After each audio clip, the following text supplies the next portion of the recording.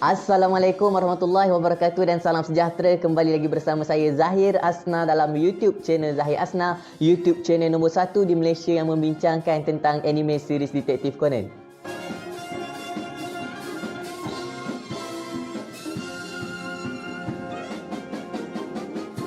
Dalam video kita pada hari ini, saya ingin membincangkan tentang watak jenius setanding dengan Shinichi Kudo. Dalam video kita pada hari ini, kita nak santai-santai, relax je untuk korang enjoy. So that korang tak payah berfikir banyak sangat lah. Tak macam mana macam video-video yang lepas, macam pasal APTX 4869, pasal The Boss dan sebagainya tu, kita kena fikir banyak sikit kan. Tapi macam biasa, sebelum kita memulakan perbincangan ni, semua yang ada dalam video ni hanyalah pendapat saya saja. So kalau ada watak-watak yang saya tak masukkan tapi korang rasa layak berada dalam carta ni, korang boleh letak je dekat ruangan komen di bawah. So watak pertama yang setanding dengan Shinichi Kudo pada pendapat saya adalah watak Yusaku Kudo, yang mana Yusaku Kudo ni merupakan ayah kepada Shinichi Kudo sendiri dan merupakan suami kepada Yukiko Kudo lah, iaitu mak Shinichi Kudo. Yusaku Kudo ni memang daripada muda lagi dia telah terkenal sebagai seorang yang bijak. Bahkan Yusaku Kudo ni merupakan pembantu bagi Inspektor Megure sejak daripada dia muda lagi. Bagi setiap siasatan Inspektor Megure, dialah yang akan menjadi penasihat untuk menyelesaikan kes-kes tersebut. Dan Yusaku Kudo ni merupakan seorang penulis misteri. Dia memang minat dalam cerita-cerita misteri lah. Dan antara karyanya yang terkenal adalah karya Night Baron dia. Night Baron tu memang famous lah kan. Sampai dengan karya dia ni, dia mampu untuk memenangi anugerah. Yang mana anugerah ni kita dapat tengok dia menang dalam episod yang ke-782.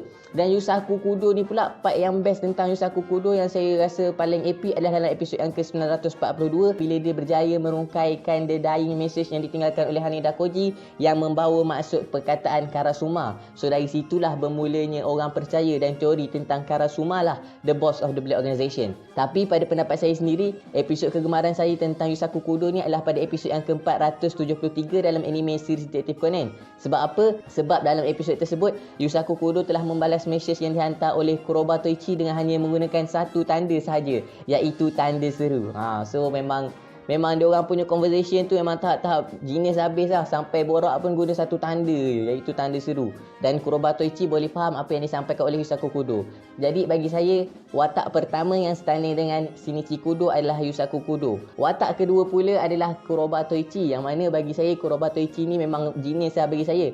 Sebabnya Kuroba Toichi ni lah yang telah menghantar pesanan dekat Yusaku Kudo tadi. Dan dia hantar pesanan pun dengan guna satu tanda je, iaitu tanda soal, question mark je. So korang boleh bayangkan lah macam mana dia orang punya conversation tu dengan hanya menggunakan satu tanda, tapi dia faham apa yang dia nak sampaikan dan dia faham juga apa yang dia nak jawab. So memang genius lah bagi saya kan tahap tu. Dan Kuroba Toichi ni juga kita tahu merupakan Kaito Kid yang pertama dan merupakan ayah kepada Kaito Kid yang sekarang ni, iaitu Kuroba Kaito. Kuroba Toichi ni juga merupakan master ataupun guru kepada Yukiko Kudo, iaitu mak Shinichi Kudo dalam ilmu penyamaran, yang mana Kuroba Toichi ni lah yang telah mendidik Yukiko Kudo dan juga Sharon Vinyard ataupun Vermouth untuk mempelajari ilmu-ilmu penyamaran. So dia lah watak kedua bagi saya yang setanding dengan Shinichi Kudo. Watak seterusnya pula tak lain tak bukan adalah anak kandung kepada Kuroba Toichi sendiri, iaitu Kuroba Kaito ataupun Kaito Kid. Yang mana watak Kaito Kid ni memang kita boleh lihat dia ni memang dia punya level-level pemikiran tu memang sampai tahap Shinichi Kudo pada saya. Sebabnya Conan Edogawa atau Shinichi Kudo sendiri pun tak mampu untuk menangkap Kaito Kid ni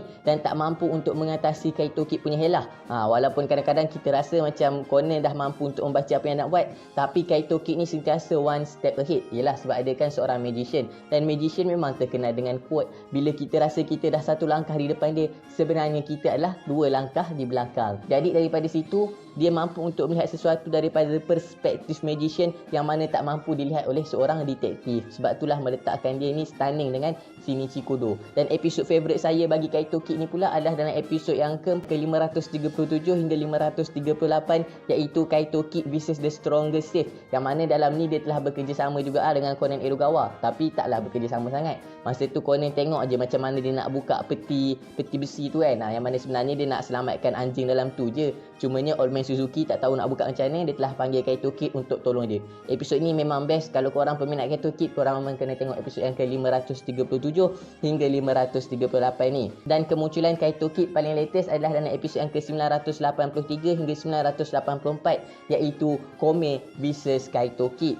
Korang boleh tengok juga episod ni, memang episod ni pun best juga. Membawa kita kepada watak seterusnya yang setanding dengan Shinichi Kudo adalah watak Inspektor Kome. Inspektor Kome ni merupakan seorang inspektor daripada Nagano punya polis lah. Dan dia ni merupakan seorang yang genius juga dan banyak kes yang dia dah selesaikan. Tapi episod favourite saya bagi Inspektor Kome ataupun Takaki Morofushi ni adalah dalam episod yang ke-810 hingga 812 yang menceritakan pasal Woodpecker tu kan. Dalam episod tu memang saya minat sebab dalam episod ni dia telah pun bekerja sama dengan Inspektor Yamato. Yang Inspektor Yamato ni pun saya minat juga, yang mana dia bekerjasama untuk menyelesaikan kes yang telah berlaku tersebut. So dia adalah watak yang keempat yang standing dengan Shinichi Kudo, yang mana membawa kita kepada watak seterusnya juga, iaitu watak Inspektor Yamato. Inspektor Yamato ni pun bagi saya memang bukan calang-calang orangnya lah. Inspektor Yamato ni pun saya meletakkan dia dalam cartaan ni sebab dia pun banyak kes-kes yang diselesaikan. Even Sonoko dengan Ran sendiri pun bila dengar yang ada polis daripada Nagano nak datang, diorang expect untuk Inspektor Yamato ni lah yang sampai untuk menyelesaikan satu kes kat kawasan tersebut kan. Bagi Inspektor Yamato ni, favourite episod saya juga adalah dalam episod yang ke-810 hingga 812 yang dia telah bekerjasama dengan Inspektor Kome. Sebab memang mula-mula kalau tengok ada gaduh dengan Inspektor Kome tu memang macam memang padu lah dia punya lakonan dengan Inspektor Kome tu kan. Sampailah akhirnya rupa-rupanya diorang dah ada rancangan untuk menewaskan siapakah penjenayah dan siapakah yang jahat tu yang sebenar-benarnya. So Inspektor Yamato ni merupakan watak kelima yang standing dengan Shinichi Kudo. Bagi watak keenam pula, saya yakin dan percaya semua orang kenal watak ni. Siapa je yang tak kenal watak ni, yang dikenali sebagai The Detective of the West ataupun merupakan kawan baik kepada Shinichi Kudo sendiri, tak lain tak bukan adalah Heiji Hattori. Heiji Hattori ni memang dia kawan rapat kepada Shinichi Kudo sampai dia sanggup untuk membantu Shinichi Kudo dalam apa jua keadaan sekalipun. Dan Heiji Hattori ni juga dikenali sebagai seorang high school detektif yang hebat lah. Dia bahkan menyelesaikan banyak kes-kes seperti mana Shinichi Kudo sendiri juga, sehingga kan dalam episod yang ke-219 Heiji Hattori juga termasuk dalam calon-calon yang sepatutnya hadir, tapi mak dia tak bagi hadir lah sebabnya masa tu dia nak ada peperiksaan. Jadi Heiji Hattori tak dapat hadir dekat rumah Karasumarenya tersebut. Heiji Hattori ni juga merupakan salah satu watak yang mengetahui identiti sebenar Shinichi Kudo adalah Conan Edogawa. Favorite episod saya untuk Heiji Hattori ni adalah dalam episod yang ke-345, yang mana dalam episod tersebut dia telah pun membantu Conan Edogawa untuk menghadiri satu majlis dalam kapal misteri yang telah pun dijemput oleh Vermouth. Masa tu Shinichi Kudo telah dijemput oleh Vermouth untuk naik kapal tu kan. Dan Heiji Hattori lah yang telah pun membantu Conan Edogawa ataupun Shinichi Kudo untuk pergi ke atas kapal tersebut, yang mana korang memang kena tengok episod 345 ni memang best. Dan juga dalam episod yang mana dia nak mengkaji identiti sebenar Jody Sensei tu, pada hujung episod tu Heiji Hattori siap bagi tahu lagi kat Conan Edogawa, kalau ada apa-apa yang memerlukan dia, panggil je dia. InsyaAllah dia taklah kata insyaAllah kan, tapi panggil je dia, nanti dia akan datang untuk membantu Shinichi Kudo ataupun Conan Edogawa. Dan dalam latest episod kehadiran Heiji Hattori ni, dia telah pun hampir-hampir ditipu oleh Kaito Kid. Sebab apa? Sebab kelemahan dia sendirilah. Kalau korang nak tahu macam mana dia boleh kena tipu, korang boleh check dekat video atas ni, yang mana saya dah ceritakan tentang episod tersebut. So kalau korang nak tahu lebih, korang boleh tengoklah dalam video tersebut. Watak seterusnya pula yang standing dengan Shinichi Kudo adalah watak kegemaran ramai, merupakan seorang ejen FBI. Ya, bila saya sebut ejen FBI pun saya tahu dah, ramai orang tahu dah siapa watak ni.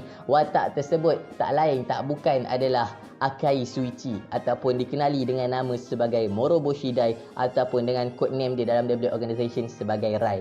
Akai Suichi ni memang kita tak dapat nafikan lah, memang dia ni memang sangat genius lah. Memang tahap-tahap dia tu memang berada pada tahap Shinichi Kudo, sehingga kan kalau dia dipairkan dua orang ni, kalau Akai Suichi dengan Conan Edogawa ataupun Shinichi Kudo ni buat satu rancangan, memang rancangan dia tu sukses teruk lah, memang berjaya habis dia punya rancangan. Bukan sahaja rancangan mereka mampu menipu WB Organization, rancangan mereka tu mampu menipu kita yang tengah menonton Detektif Conan ni juga. Nak kata betapa hebatnya diorang punya rancangan. Antara tipu helah mereka yang mereka rancang adalah dalam episod The Clash of Red and Black, yang mana mereka telah pun mengatur untuk memasukkan kembali Kir ataupun Mizuna Shirena ke dalam The Black Organization. Kemudian sekali lagi dia telah pun mengatur satu rancangan untuk memasukkan kematian Akai Suichi, yang mana favorite episod saya bagi Akai Suichi ni adalah episod yang ke-783, sebab dalam episod tersebutlah baru kita tahu yang sebenarnya Akai Suichi ni tak mati lagi. Dalam chapter manga yang paling latest pun, dua orang ni lah, Conan Edogawa dan juga Akai Suichi, telah pun berjaya mengatur satu rancangan untuk menipu The Black Organization sekali lagi, yang menyebabkan akhirnya Andrew Kramer telah pun terselamat daripada dibunuh oleh The Black Organization.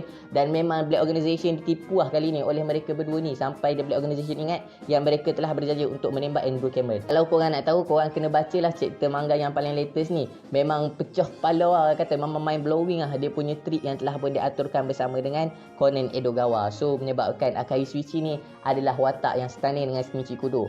Untuk Akai Suichi ni, kalau korang berminat untuk dengar cerita lebih pasal dia, korang boleh tekan je dekat atas ni sebab saya dah menghuraikan tentang Akai Suichi ni dalam video yang lepas. Seterusnya, watak yang stunning dengan Shinichi Kudo pula adalah watak yang tak lain tak bukan merupakan pesaing kepada Akai Suichi tadi, iaitu Babon ataupun dikenali dengan nama Amuro-Toru atau nama sebenarnya adalah Rei Furuya. Untuk Amuro-Toru ni pun saya dah ceritakan dalam video yang lepas tentang kisah hidup dia, korang boleh cek juga dekat atas ni. Babon ni merupakan satu watak yang sangat genius lah, bahkan kita pun tahu dia merupakan seorang ahli PSP iaitu Police Security Bureau kat Jepun ni kan.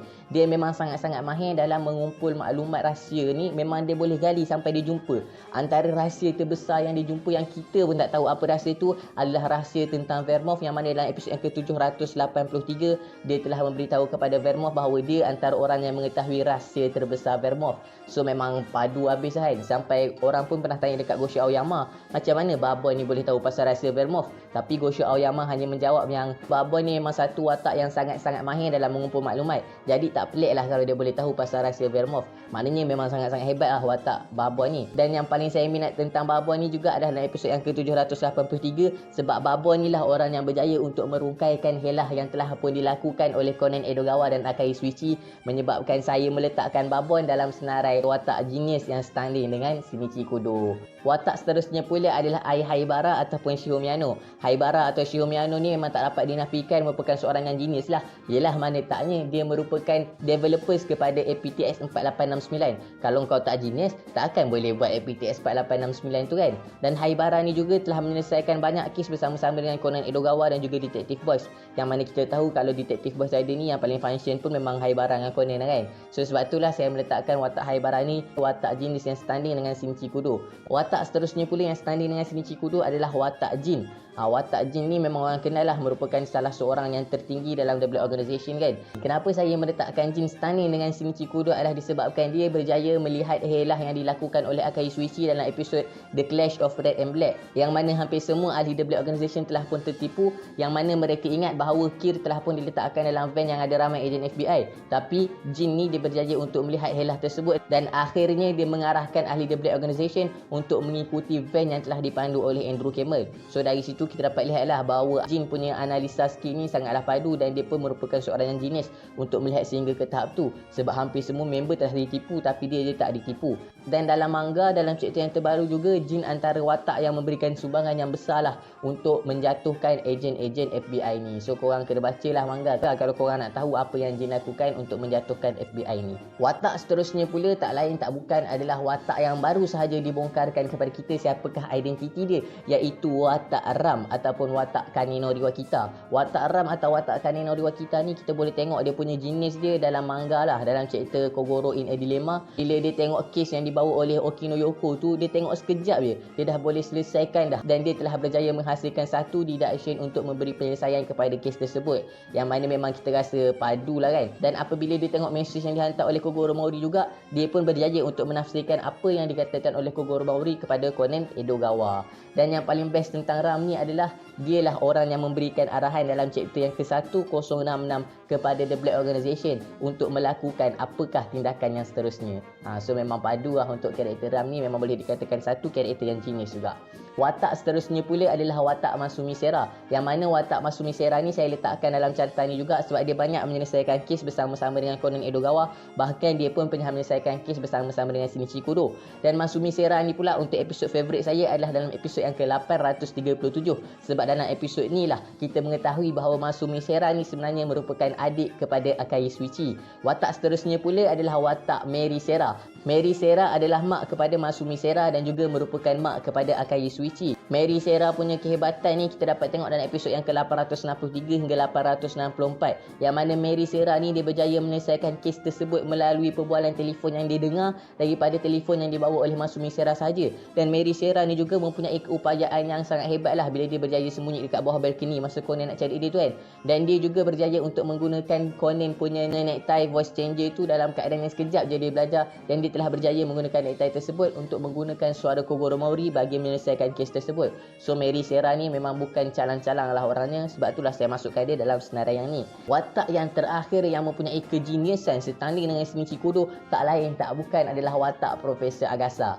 Mungkin korang rasa nak tergelak kan, tapi sebenarnya Profesor Agasa ni walaupun dalam banyak dia punya orang kata peralatan yang dicipta tu yang gagal, tapi banyak juga peralatan yang dicipta tu yang berjaya dan mampu memberi manfaat yang besar. Terutamanya kita tengok kepada Conan Edogawa lah kan. Contohnya macam jam yang dihasilkan untuk Conan Edogawa tu, ataupun kasut yang dihasilkan, ataupun skateboard solar tu kan. Dan apa yang paling best tentang Profesor Agasa ni adalah dalam episod yang ke-782, Babon memberitahu kepada Okia Subaru bahawa sebenarnya Profesor Agasa ni merupakan seorang yang mampu untuk menghasilkan peralatan yang mampu memalukan MI6 punya ejen. Yang MI6 punya ejen ni memang ejen yang hebat lah kan, tapi Profesor Agasa ni mampu menghasilkan peralatan yang boleh memalukan MI6. Maknanya Profesor Agasa ni bukannya calang-calang punya orang dan merupakan seorang yang genius. So saya rasa tu je lah perkongsian saya untuk video kali ni. Kalau ada watak-watak lain yang saya tak masukkan dalam ni dan korang rasa watak tu genius, korang boleh share je dekat ruangan komen di bawah. Saya minta maaf atas sebarang kekurangan dan terima kasih pada yang sudi menonton. InsyaAllah bertemu lagi dalam video yang seterusnya. See you in next video.